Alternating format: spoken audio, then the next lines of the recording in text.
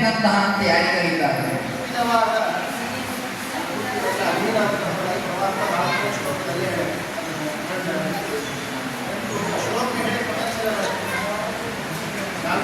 ಇನ್ನ ಅಲ್ಲ ಈಗ ಅಲ್ಲಿ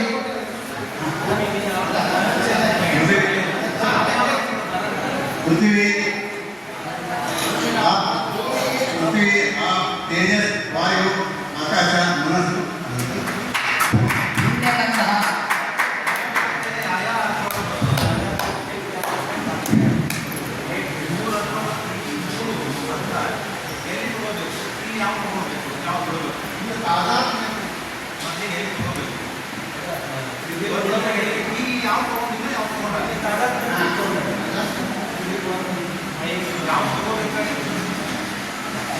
ಪ್ರಾಚಾರ್ಯ ಅಥವಾ ಕೋವ ಪ್ರಸಿದ್ಧ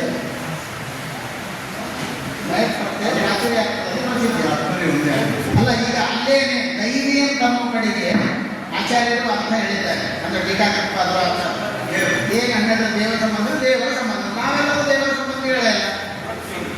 ಅತ್ಯಂತ ಪ್ರೀತಿ ಪಾತ್ರಗಳು ನನಗೆ ಅನ್ನೋ ಅರ್ಥ ಯಾರು ಅತ್ಯಂತ ಪ್ರೀತಿ ಪಾತ್ರರು? ದುರ್ಗಾದೇವಿ. ಪುಣ್ಯಗಂಧ ಅಂತ ಯಾರು ಕರೀತಾರೆ? ಪರಮಾತ್ಮನಿಗೆ. ಯಾಕೆ ಕರೀತಾರೆ ಅಂತ ಕಾರಣ ಕೊಡಿ.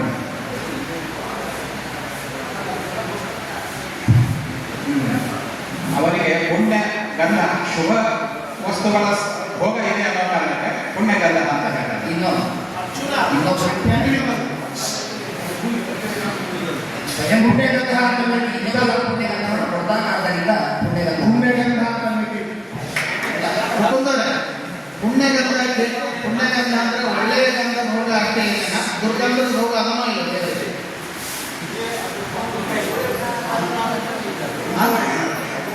ಭೋಗ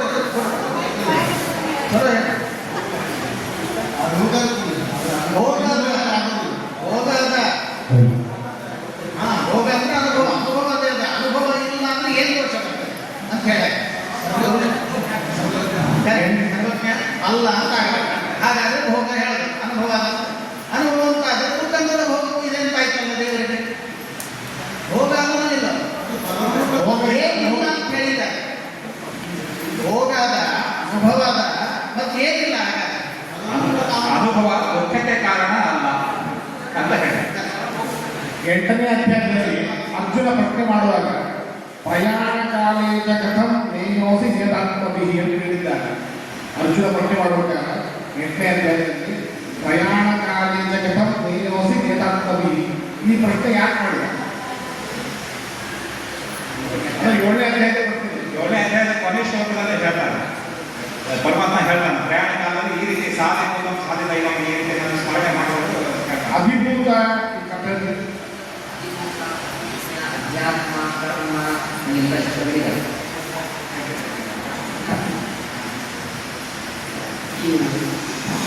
ಅಧ್ಯಾತ್ಮ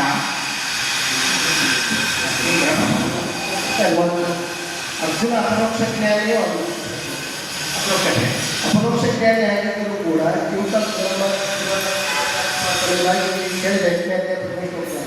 ಆ ಪ್ರಶ್ನೆ ನನಗೆ ಕೇಳಬೇಕು. ಅಲ್ಲಿ ಕೃಷ್ಣ ಹಿಂದಿನ ಅಧ್ಯಾಯಗಳ ಬೇರೆ ತಾನು ಇದು ಅಂತ ಹೇಳಿದೆ. ಕಿಂ ಬ್ರಹ್ಮ ಬ್ರಹ್ಮ ಅಧ್ಯಾತ್ಮ ಅನ್ನೋದಾಗ ಕೇಳಿದೆ. ಅವೆರಡು ಪ್ರಶ್ನೆ ಕೊಡ್ತೀರ. ಅವರು ಬೇರೆ ಬ್ರಹ್ಮ ತತ್ವ ಇದು ಅಂತ ಹೇಳಿದ. ಅದಕ್ಕೆ ಕೃಷ್ಣ ಬೇರೆ ಬ್ರಹ್ಮ ಬೇರೆ ಅಂತ ಶಂಕೆ ಬರ್ಬೋದು. ಅದಕ್ಕಾಗಿ ಅದರ ಸ್ಪಷ್ಟೀಕರಣಕ್ಕಾಗಿ ಅದನ್ನು ಹೇಳ್ತಾ ಇದ್ದಾರೆ. ತೇ ತತ್ ಬ್ರಹ್ಮ ಇದು ಅವನು ತೇ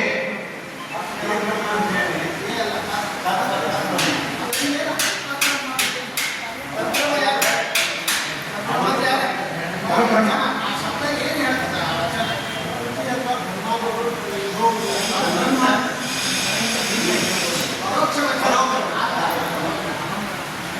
ಎಂಟನೇ ಅಧ್ಯಾಯ ಹೇಳುವಾಗ ಯಾವ ಮಾರ್ಗದಿಂದ ಹೋದಾಗ ಬ್ರಹ್ಮನ ಪ್ರಾಪ್ತಿ ಅಂತ ಹೇಳಿದ್ದಾರೆ. ಯಾವ ಲೋಕ ಹೇಳ್ತಾರೆ? ಶುಕ್ಲ ಕೃಷ್ಣ ಕಲಿಯುವುದು ಇದೆ. ಆಮೇಲೆ ಯಾವ ಮಾರ್ಗದಿಂದ ಹೋದಾಗ ಬ್ರಹ್ಮನ ಪ್ರಾಪ್ತಿ ಆಗೋದಿಲ್ಲ.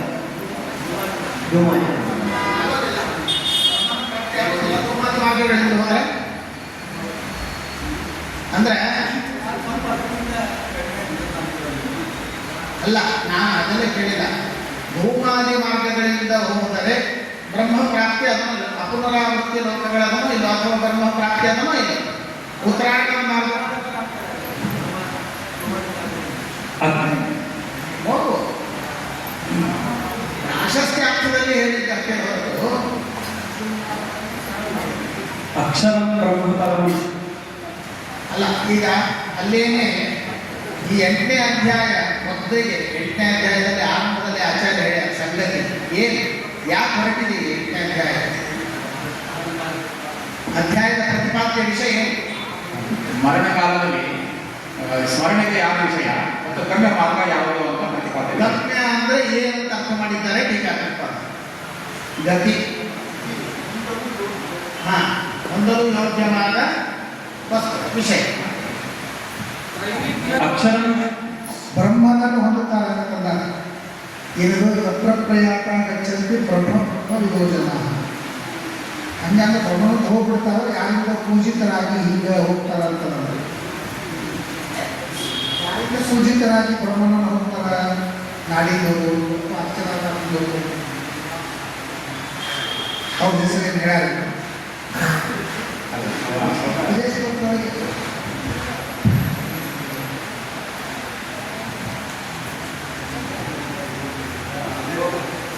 ಯಾರಿಂದ ಪೂಜಿತರಾಗಿ ಹೋಗ್ತಾರೆ ಓದೋದು. ಆ ಲೋಕಗಳಲ್ಲಿ ಯಾವ್ಯಾವ ಲೋಕಗಳ ಮಾರ್ಗಕ್ಕೆ ಹೋಗ್ತಾರೋ ಅದೇ ದೇವತೆಗಳಿಂದ ಪೂಜಿತರಾಗಿ ಲೋಕಾಭಿಮಾನ ದೇವತೆಗಳು, ಅಗ್ನಿಭಿಮಾನ ದೇವತೆಗಳು, ಹಗಲಿಗ ಅಭಿಮಾನ ದೇವತೆಗಳು, ಅವರಿಂದ ಪೂಜಿತ ಉತ್ತರಾಯಣ ಅಭಿಮಾನಿ ದೇವತೆ. ಆ ಬ್ರಹ್ಮ ಭುವನ ಲೋಕ ಅನ್ನುವಲ್ಲಿ ಎಲ್ಲ ಪುನರಾವರ್ತಿ ಲೋಕಗಳಿದ್ದಾರೆ. ಲೋಕಗಳಿದ್ದಾರೆ. ಜನಲೋಕದಿಂದ ಮೇಲಿನ ಲೋಕಗಳಿಗೆ ಹೋದರೆ ಪುನರಾವರ್ತಿ ಇಲ್ಲ ಅಂತ ಹೇಳಿದ್ದಾರೆ.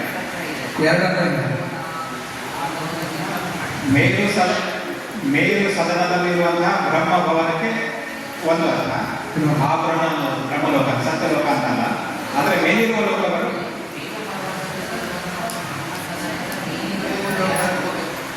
ಅನಂತಾಸನ ಶ್ವೇತದ್ವೀಪ ಶ್ವೇತದ್ವೀಪ ತಗೊಂಡು ಆಮೇಲೆ ಇನ್ನೊಂದು ಅರ್ಥ ಮಾಡಿದಾಗ ಆ ಜನಲೋಕದಿಂದ ಮೇಲಿನ ತಪೋಲೋಕ ಸತ್ಯಲೋಕ. ಇಲ್ಲೇನು ಟೀಕಾಕೃತ್ಪಾದರು ಪೃಥ್ವಿ ಸಂಬಂಧಿ ಅಸಂಬಂಧಿ ಅಂತ ಹೇಳ. ಯಾವುದು ಪೃಥ್ವಿ ಸಂಬಂಧಿ ಲೋಕಗಳು, ಅಸಂಬಂಧಿ ಲೋಕಗಳು? ಈಗ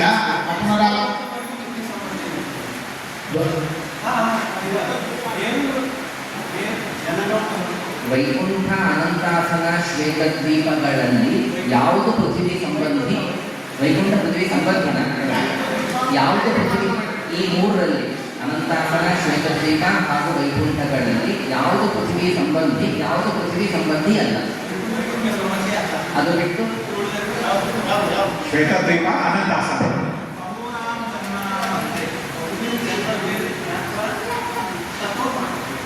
ಹಾಗಾದ್ರೆ ಬರೇ ಜ್ಞಾನ ಮಾಡಿಕೊಂಡ್ರೆ ಹೊರದು ಬಿಡ್ತಾರೆ.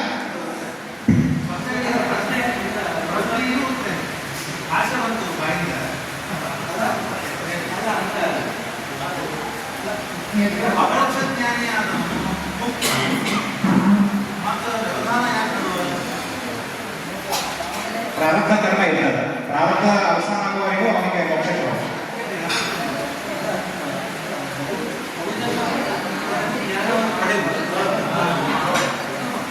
ಅಕ್ಷರಾರಾಧನೆಯ ಸ್ವಭಾವ ಅಂತ ಕಡೆಗೆ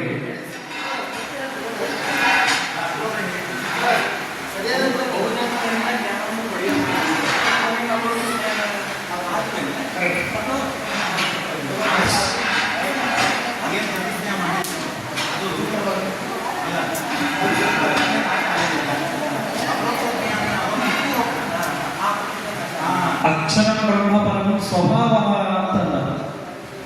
ಸ್ವಭಾವ ಅಂತ ಅನ್ನೋದಕ್ಕೆ ಜೈವ ಅಂತ ಒಂದು ಅರ್ಥ ಮಾಡ್ಯಾರ, ಜೀವ ಅಂತ ಒಂದು ಅರ್ಥ ಮಾಡ್ಯಾರ. ಜೀವನಿಗೆ ಉಪಕಾರಿತೆಯಾಗಿರುವಂತಹ ದೇಹ, ಇಂದ್ರಿಯ, ಪ್ರಾಣಗಳು ಒಂದರ್ಥ ಸ್ವಭಾವ ಅಂತ ಶಬ್ದಕ್ಕೆ ಇದು ಒಂದರ್ಥ. ಒಂದರ್ಥ ಅಂದ್ರೆ ಉಪಕಾರಿತೆಯಾಗಿರುವಂತಹ ದೇಹ, ಇಂದ್ರಿಯ, ಅಂತಃಕರಣ. ಇನ್ನೊಂದರ್ಥ ಇನ್ನೊಂದು ಜೀವರು ಅಂತಾನೆ ಅರ್ಥ. ಅಲ್ಲ, ಜೀವ ಅಂತ ಅರ್ಥ ಮಾಡ್ತಾರೆ ಖರೆ. ಆಗ ಸ್ವಭಾವ ಅಂತ ಕಡೆಗೆ ಸ್ವಲ್ಲ ಜೀವ ಅಂತ ಅರ್ಥ ಆಗ್ತದೆ, ಭಾವ ಅಂತ ಉಳಿತದೆ.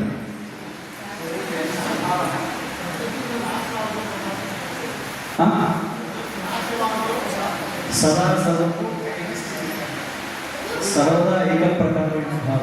ಪ್ರಯಾಣಕಾಲೇ ಮನಸಾಚರೇಣ ಭಕ್ತ್ಯಾಯುಕ್ತೋ ಯೋಗ ಬಲೇನ ಚೈವ. ಆ ಶ್ಲೋಕದಲ್ಲಿ ಯೋಗ ಬೇಕು, ಭಗವಂತನ ಚಿಂತನೆ ಮಾಡಬೇಕು. ಇದೆಲ್ಲ ಎಲ್ಲರೂ ಮಾಡಬೇಕಾಗುದಿಲ್ಲ, ಅವ್ರು ಮೋಕ್ಷ ಆಗೋದಿಲ್ಲ ಹಂಗಿದ್ರೆ ಎಲ್ಲರಿಗೂ ಈ ರೀತಿ ಮಾಡಲಿಕ್ಕಾಗೋದಿಲ್ಲ. ಯೋಗ ಮಾಡಿ ಭಗವಂತದಲ್ಲಿ ಪ್ರಾಣದ ಆಗುದಿಲ್ಲ. ಹಾಗಾದ್ರೆ ಮೋಕ್ಷನೇ ಇಲ್ಲ ಆಗ್ತದೆ. ಗೀತಾಭಾಷೆ ಉಟ್ಕೊಂಡಿದ್ದಾರೆ ವಾಯುಜಯಾದಿ ಮಾರ್ಗ ಯಾರು ಸಾಧಿಸಿರ್ತಾರೋ ಅವರಿಗೆ ಆ ರೀತಿ ಈಗ ತಗೊಂಡು ಬಂದು ಸುಷಮ ಮಾಡಿ ಆ ರೀತಿ ಉತ್ಸವ ಮಾಡಬೇಕು ಅಂತ ಹೇಳ್ತಾರೆ. ಪ್ರಶ್ನೆ ಉಳಿದವರಿಗೆ ಹಂಗೆ ಮಾಡಿದ್ರೆ ಮುಕ್ತಿನ ಇಲ್ಲ ಇಲ್ಲ ಇನ್ನೊಂದು ಮನೆಯಲ್ಲಿ ಏನು ಜ್ಞಾನ ಭಕ್ತಿ ವೈರಾಗ್ಯ ಮೋಕ್ಷ ಆಗಿದೆ ಮಾತ್ರ. ಇಲ್ಲಿ ಇಲ್ಲಿ ಪ್ರಮಾಣ ಕೊಟ್ಟಿದ್ದಾರೆ. ಪ್ರಮಾಣ ಯಾವ ಗುರು ಕೊಟ್ಟರೆ ಹೋಗ್ಬೇಡ, ಪ್ರಮಾಣ ಹೋಗ್ಬೇಡ. ಎಲ್ಲಿ ಪ್ರಮಾಣ ಕೊಟ್ಟಾರ ಈ ವಿಷಯದಲ್ಲಿ?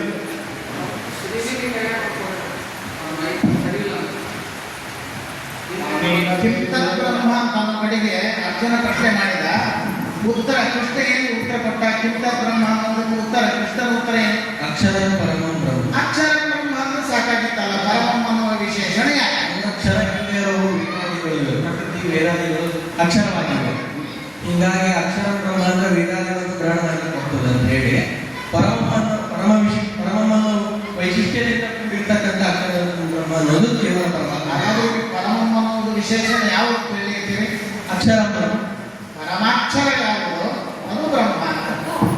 ಸರ್ವದ್ವಾರಾಣಿ ಸಂಯಮ್ಯ ಅಂತ, ಸರ್ವದ್ವಾರಾಣಿ ಸಂಯಮ್ಯ ಅಂತ ಮಾತಾಡ್ತಾರೆ. ಸರ್ವದ್ವಾರಾಣಿ ಸಂಯಮ್ಯ ವ್ಯವಸ್ಥೆ ಎಲ್ಲ ದ್ವಾರಗಳನ್ನು ಸಂಯಮ ಮಾಡಬೇಕು ಅಂತ ಹೇಳಿ.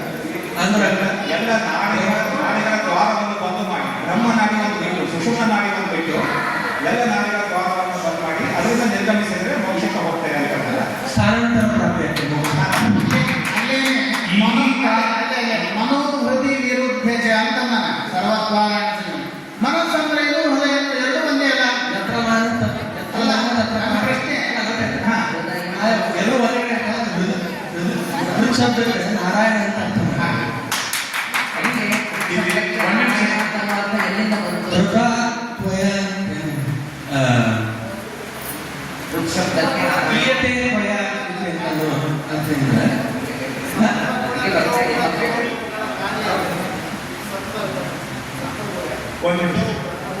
ಈ ಕಾರಣಗಳು ಇರುವುದರಿಂದ ಎಲ್ಲ ಕಾಲದೊಳಗೆ ನನ್ನನ್ನು ಸ್ಮರಣೆ ಮಾಡು ಅಂತ ಹೇಳ್ತಾರೆ. ಈ ಕಾರಣಗಳು ಇರುವುದರಿಂದ ಎಲ್ಲ ಕಾಲದೊಳಗೆ ನನ್ನನ್ನು ಸ್ಮರಣೆ ಮಾಡುವಂತ ಕೃಷ್ಣ ಹೇಳ್ತಾ ಇದ್ದಾರೆ. ಯಾವ ಕಾರಣಗಳು? ತಸ್ಮಾತ್ ಸರ್ವೇಷು ಕಾಲೇಶು ಮಾಮಸ್ಮರ ಇತ್ಯರ್ಥ. ಆದ್ದರಿಂದಾಗಿ ನನ್ನನ್ನು ಸದಾ ಕಾಲ ಸ್ಮರಣೆ ಮಾಡುವಂತ ಕೃಷ್ಣ ಹೇಳಿದ್ದಾರೆ. ಯಾವ ಕಾರಣಗಳು? ಮೇಲ್ಪಟ್ಟ ಕಾರಣಗಳು.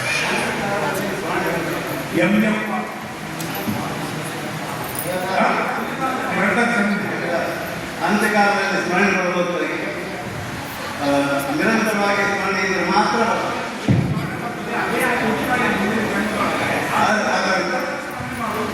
ಅಂತಗ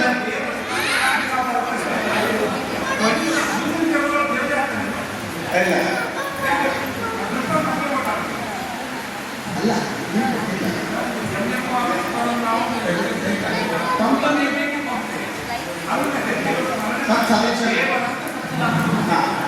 ಅಲ್ಲ, ಈಗ ಕಲೆಗಳ ತ್ಯಾಗ ನೀವೇನು ಕೊನೆಗೇನೆ ಮಾಡೋದಿರ್ತದ. ಅಂತ್ಯ ಅನ್ನುವ ಪದಕ್ಕೆ ಏನು ಕೃತ್ಯನೇ ಇಲ್ಲ.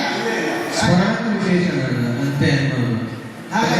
ಹಾಗಾದ್ರೆ ಅಂತ್ಯಕಾಲದಲ್ಲಿ ನೀರಿನ ಸ್ಮರಣ ಸದಾ ನೀರಿನ ಸ್ಮರಣ ಬರಬೇಕಾದ್ರೆ ಏನ್ ಮಾಡಬೇಕು? ಸದಾ ತದ್ಭಾವ ಭಾವಿತರಾಗಿರಬೇಕು. ಸದಾ ತದ್ಭಾವ ಭಾವಿತರಾಗಲಿಕ್ಕೆ ಯಾರಿಂದ ಸಾಧ್ಯ?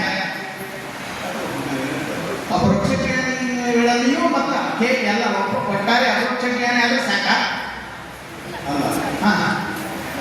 ಭಕ್ತಿ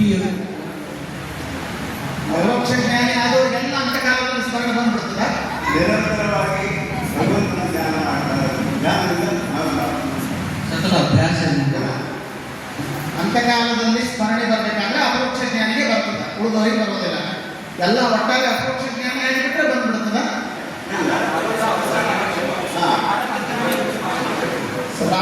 ತ್ರೈವಿಧ್ಯ ಅಂತಂದ್ರೆ ಯಾರು ಕಾರಣ? ತ್ರೈವಿಧ್ಯ ಅಂತಂದ್ರೆ ಯಾರು ಕಾರಣ? ವೇದಗಳನ್ನ ಚೆನ್ನಾಗಿ ಅರ್ಥ ಮಾಡ್ಕೊಂಡು ಅದರ ಪ್ರಕಾರ ಇದು ಮಾಡ್ತಾರೆ. ಆದರೆ ಭಗವಂತನಿಗೆ ಅರ್ಪಣಾ ಬುದ್ಧಿ ಇರೋದಿಲ್ಲ. ಮತ್ತೆ ಇನ್ನೊಮ್ಮೆ. ಹಾ ಕರೆಕ್ಟ್. ಭಗವಂತನು ಇತರ ರೀತಿಗೆ ಸಮಾನ ಅಂತ ತಿಳ್ಕೊಳ್ತಾರೆ. ಅಂದರೆ ಫಲಾಪೇಕ್ಷೆಯಿಂದ ಕರ್ಮಗಳನ್ನು ಮಾಡಿ ಮೋಕ್ಷವನ್ನು ಹೊಂದಿ ಕೇಳ್ಕೊತಾರೆ. ಸರಿ, ಅಂಥವ್ರಿಗೆ ಏನಾಗ್ತದೆ? ಮೋಕ್ಷ ಸಿಗುತ್ತದೋ ಸಿಗುದಿಲ್ಲ? ಅದು ಸಿಗುವುದಿಲ್ಲ. ಹಂಗಂದ್ರೆ ಏನಾಗ್ತದೆ? ಮೋಕ್ಷ ಮತ್ತೆ ಜನ್ಮ ಬರ್ತದೋ? ಸ್ಮರನ್ಮುಕ್ತ ಕಲೆಯರು ಇದು ಯತ್ರಯ ಅಂತಕಾಲೇ ಚ ಮಾಮೇವ ಸ್ಮರನ್ಮುಕ್ತ ಕಲೆಯವರು ಅಂತ ಸಾಯಿಬರ ದೇವಸ್ಥಾನ ಮಾಡಿದರೆ ಮೋಕ್ಷ ಭಾಳ ಮಂದಿ ಹೋಗೋರು. ಈ ಜೀವನದ ಸಾಮಾನ್ಯ ಕನ್ನಡ ರಾಮ ರಾಮ ರಾಮ ರಾಮ ಅಂತ ಅದೇ ಕಾಲದಲ್ಲಿ ಹೋದರು ಏಕಕಾಲ ಎಷ್ಟವರು ಹೋಗ್ತಾರೆ. ಭಾಳ ಮಂದಿ ಹೇಳ್ತಾರೆ ಕೊನೆಯ ಕಾಲಕ್ಕೆ ರಾಮ ರಾಮ ಅಂದ್ರೆ ಹೋಗ್ಬೇಕು ಅನ್ನೋ ಮೋಕ್ಷದ ಅಂತಂದ್ರೆ ಅಲ್ಲ ಇದು ಶಬ್ದದಿಂದ ಅದೇ ಏವ ಅಂತ ಅದೇ ಏಕಕಾಲ ಅಂತ ಅದೇ ಆ ತ್ಯಾಗ ಕ್ಷಣದಲ್ಲಿ ದೇಹ ತ್ಯಾಗ ಕ್ಷಣದಲ್ಲಿಯೇ ಸ್ಮರಣೆ ಬಂದ್ರೆ ಆ ಬ್ರಹ್ಮಬೋಧಾಲೋಕ ಸ್ಮರಣೆ ಮತ್ತು ತ್ಯಾಗ ಬರೀ ನಾಮಸ್ಮರಣೆಗಿಂತ ಅದು ಭಕ್ತಿಯಿಂದ ಇರುತ್ತವಾಗಿದೆ. ಸುಖ ದುಃಖ ಮೋಹ ವಿಷಯ ಸುಖ ದುಃಖ ಮೋಹ ವಿಷಯ ಇಚ್ಛಾದಿಂದ ಸುಖ ದುಃಖದಿಂದ ದ್ವೇಷ ಇವೆರಡು ಜನಕಗಳು ಇಚ್ಛಾ ದ್ವೇಷ ಅದರಿಂದ ಸುಖ ಮತ್ತು ದುಃಖ ಅಲ್ಲಿ ಜನಕಗಳು ಇವೆರಡು ಸುಖ ದುಃಖ ಅದು ದ್ವಂದ್ವ ಮೋಹಿನ ಅನ್ನೋದಿರುವ ಮೋಹ ಶಬ್ದಕ್ಕೂ ಸರ್ವಭೂತಾನಿ ಸಮೋಹ ಅನ್ನೋ ಮೋಹ ಶಬ್ದಕ್ಕೂ ಅರ್ಥ. ಸುಖ ದುಃಖ ವಿಷಯ ಮೋಹಿನ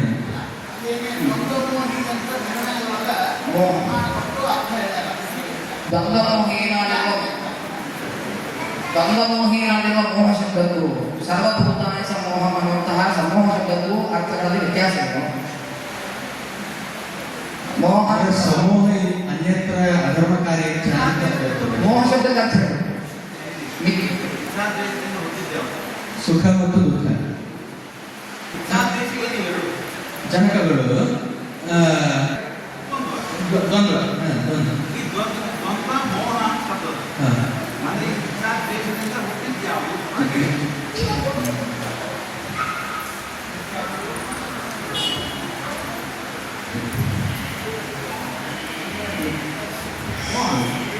ಮೋಹ ಶಬ್ದಕ್ಕೆ ಮಿಥ್ಯಾ ಜ್ಞಾನ ಅಂತ ಅರ್ಥ.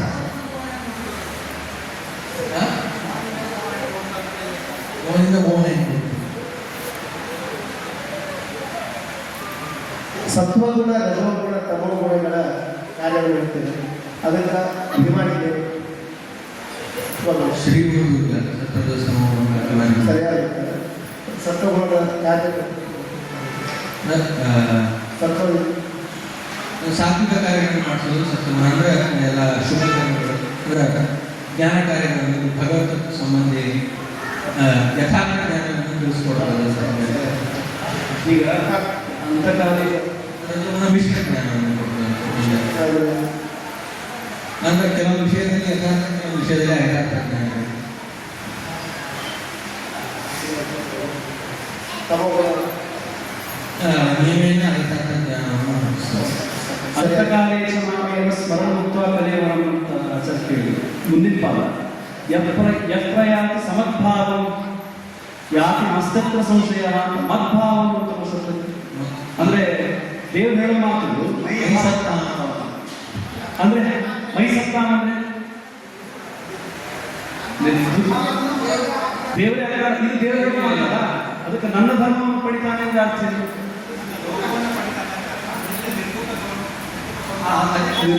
ರೂಪಸಯಾನವನ್ನು ಪಡಿತಾನೆ ಆನಂದಾತ್ಮಕವಾದ ಅಸ್ತಿತ್ವವನ್ನು.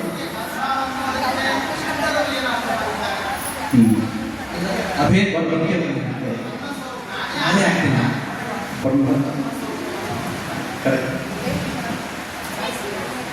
ಅಂತ್ಯಕಾಲದಲ್ಲಿ ಪರಮಾತ್ಮನ ಹುಡ್ತಾರೆ ಸಲುವಾಗಿ 7ನೇ ಅಧ್ಯಾಯ ಶ್ಲೋಕದಲ್ಲಿ ಯಾರು ಹುಡ್ತಾರೆ ಅಂತ ಬೇಗ ಹುಡ್ತಾರೆ ವಾಸುದೇವ ಇಲ್ಲ ಆದಿಭೂತ ಆದಿದೇವ ಆದಿ ಬಗ್ಗೆ ಶ್ಲೋಕದಲ್ಲಿ ವಿಚಾರ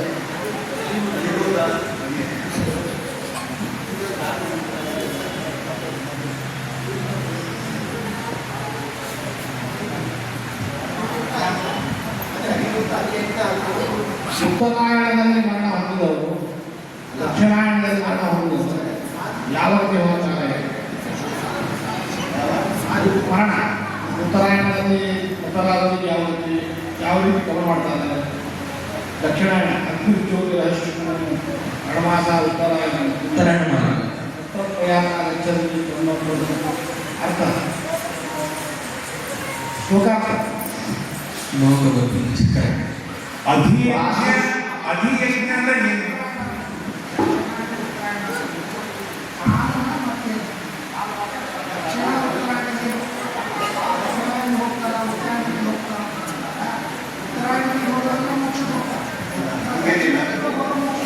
ಹಂಗೇನಿಲ್ಲ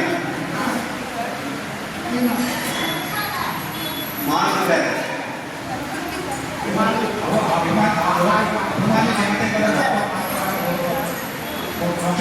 ವಾಸುದೇವ ಸರ್ವಮಿತಿ ಅನ್ನೋ ಕಡೆಗೆ ವಾಸುದೇವ ಸರ್ವಮಿತಿ ಅನ್ನೋ ಕಡೆಗೆ ಸಕಲ ಚೇತನಾತ್ಮಕವಾದ ಪ್ರಪಂಚದಿಂದ ಅಭಿನ್ನನಾಗಿದ್ದಾನೆ ಭಗವಂತ ಅನ್ನುವ ಅರ್ಥ ಹೇಳಿದ್ರೆ ಸರಿನಾ? ಮತ್ತೆ ಅರ್ಥ ಏನು? ವಾಸುದೇವ ಸರ್ವ ಅನ್ನೋದಿರುವ ಸರ್ವ ಶಬ್ದ ಅರ್ಥ ಏನು? ಸರ್ವಕಾರ ಗುಣಪೂರ್ಣ ಅಧಿಯಜ್ಞ ಅಂತ ಹೇಳ್ತಾರೆ. ಭಗವಂತನ ರೂಪಗಳಿಗೆ ಅದೇ ಹೇಳಿದ್ದಾರೆ. ಎಲ್ಲ ಪ್ರೇರಕತ್ವ ಭೋಕ್ತೃತ್ವ ಅವನಿಗೆ ಹೇಳಿ ಅಲ್ಲಿ ಪರಮಾತ್ಮನಿಗೆ ಹೇಳ್ತಾರೆ. ದೇಹಸ್ಥ ಅದೇ ಅಧಿಭೂತ ಅಂದ್ರೆ ಯಾರು? ದೇಹೇಂದ್ರಿಯ ಮನಸ್ಸುಗಳು ಜಡವಾದ ಜಡವಾದ ಈ ಅರ್ಜುನ 8 ಪ್ರಶ್ನೆಗಳನ್ನೇ ಕೇಳ್ತಾನೆ. ಯಾರು ಬ್ರಹ್ಮಸ್ವರೂಪವೇನು ಅಂತ ಬಂದ ಪ್ರಶ್ನೆ. ಬ್ರಹ್ಮಸ್ವರೂಪ ಪರಮಾಕ್ಷರ ಬ್ರಹ್ಮ ಅದು ಒಂದು ಉತ್ತರ. ಪರಮಾತ್ಮ. ಅಧ್ಯಾತ್ಮ ಅಂದ್ರೆ ಯಾವುದು? ಅಧ್ಯಾತ್ಮ ಜೀವನಿಗೆ ಉಪಕಾರಿತೆಯ ಇರುವಂತಹ ದೇಹ ಇಂದ್ರಿಯ ಅಂತಃಕರಣಗಳು ಕರ್ಮ ಯಾವುದು ಅಂತಂದಾಗ ಭೂತ ಭಗವತ್ಪರೋ ವಿಸರ್ಗಃ ಸರಿಯಾದ ಜೀವನ ಮತ್ತು ಜಡಗಳ ವಿಶೇಷ ಅಧಿಭೂತದ ಸ್ವರೂಪದ ಇನ್ನೊಂದು ವಿಚಾರ ಹೇಳ್ತೇನೆ.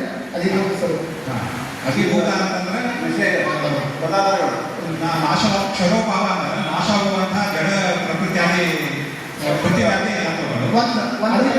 ಅಧಿದೈವದ ಸ್ವರೂಪ ಇದರ ಮಧ್ಯದಲ್ಲೇ ಅಧಿದೈವದ ನಾಶವಾಗುವ ಜಡ ಪದಾರ್ಥಗಳು ಅಂದ್ರೆ ಪ್ರಕೃತಿಯು ಜಡ ಪದಾರ್ಥಗಳು.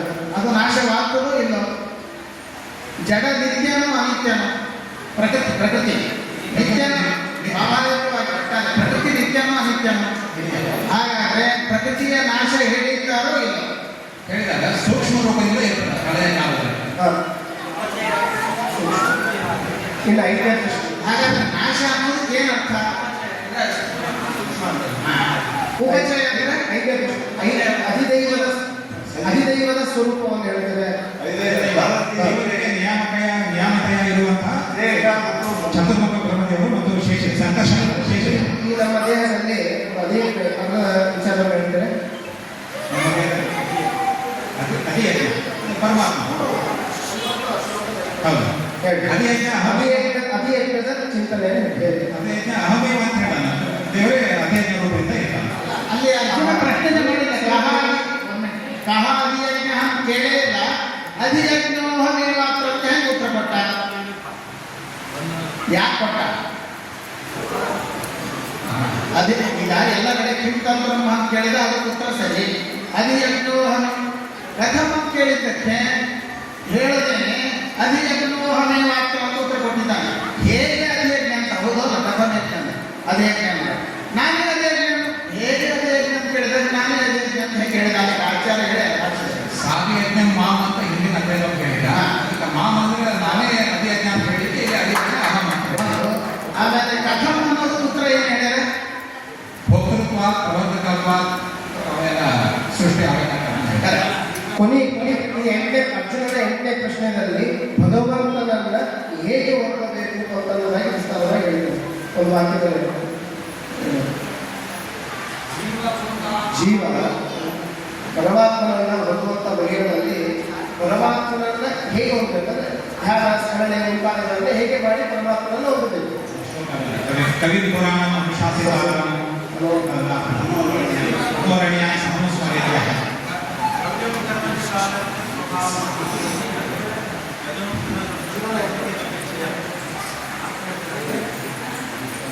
ಇವು 5 ನಿತ್ಯ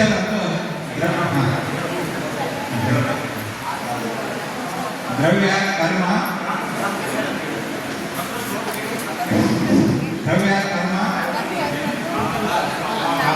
ಸ್ವಭಾವ. ಆದಿತ್ಯವರ್ಣಂ ತಮಸಃ ಪರಸ್ತಾತ್ ಇದು ನಿತ್ಯ ವಸ್ತುಗಳು. ಆದ್ರೆ ಪರಮಾತ್ಮನ ಅಧೀನವಾಗಿ ನಿತ್ಯಗಳು. ಪರಮಾತ್ಮ ಅನುಗ್ರಹದಿಂದಲೇ ನಿತ್ಯತ್ವ, ಇಲ್ಲ ಅಂದ್ರೆ ನಿತ್ಯತ್ವ ಇಲ್ಲ. ಆದಿತ್ಯವರ್ಣಂ ತಮಸಃ ಪರಸ್ತಾತ್ ಅನ್ನುವಲ್ಲಿ ತಮಃ ಶಬ್ದಕ್ಕೆ ಅರ್ಥ ಇದೆ.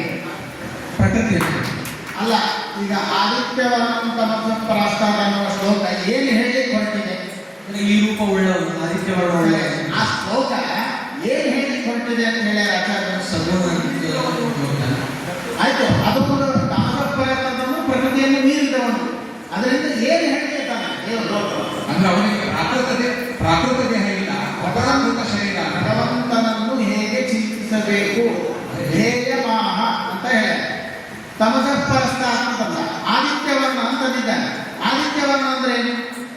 ಸೂರ್ಯನಂತೆ ಪ್ರಕಾಶಮಾನವಾದ ಉಳ್ಳವನು, ಪ್ರಭೆ ಉಳ್ಳವನು. ಪ್ರಭೆಗಳನ್ನು ಬಣ್ಣ ಉಳ್ಳವನು, ವರ್ಣ ಉಳ್ಳವನು ಅಂದ್ರೆ ಪವನ ದೇಹ ಇಲ್ಲದೇನೆ ಬಣ್ಣ ಇರಲಿಕ್ಕೆ ಸಾಧ್ಯ? ಅವನಿಗೆ ಶರೀರ ಇದೆ ಅಂತ, ಪ್ರಾಕೃತ ಶರೀರ ಇದೆ ಅಂತ ಶಂಕ ಪಡ್ಬೋದು. ಅದಕ್ಕೆ ತಮಸ ಪರಸ್ತಾಪ. ಅವನ ಪ್ರಕೃತಿಯನ್ನು ಮೀರಿದವನು ಅಪ್ರಾಕೃತ ಶರೀರ.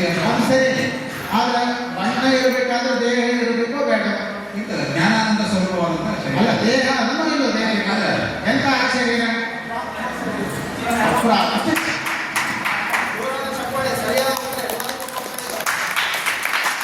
ಜೀವನ ಆವರಣಗಳು ಬಹಳ ಪ್ರಮಾಣವನ್ನು ಹೇಳಿದ್ದಾರೆ.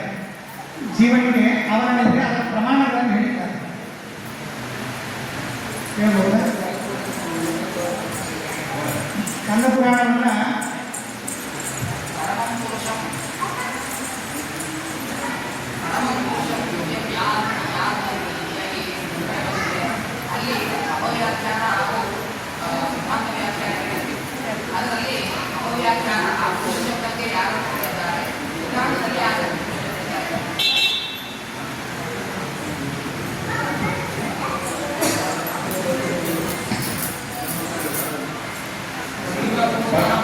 ಪರಬ್ರಹ್ಮ ಅನ್ನೋದು ಅಪರ ವ್ಯಾಖ್ಯಾನ. ನಮ್ಮ ವ್ಯಾಖ್ಯಾನ ಪ್ರಕಾರ ಪ್ರಕೃತಿ, ಚಿತ್ ಪ್ರಕೃತಿ.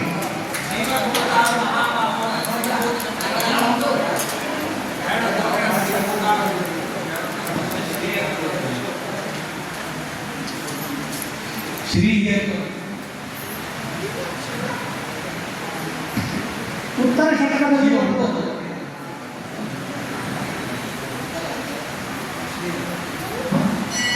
ಶತಕದಲ್ಲಿ ಮತ್ತೊಂದು ವಾಕ್ಯವನ್ನ ಪ್ರಮಾಣವನ್ನಾಗಿ ಹೇಳ್ತಾರೆ.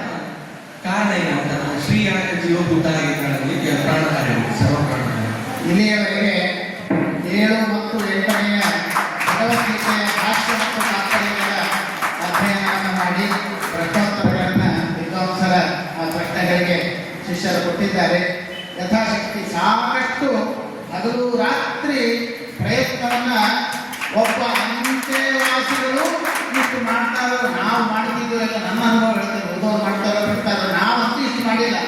ಅಷ್ಟು ಆಗ್ರಹ.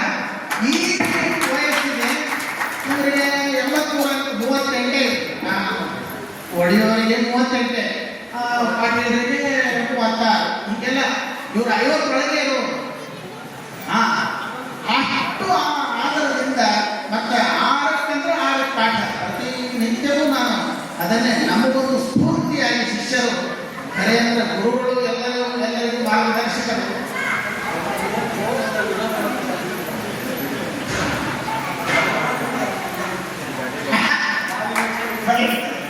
ಉತ್ತರಾಖಂಡ ಶಿಷ್ಯಾನಿಚ್ಛೆ ಪರಾಜಯ.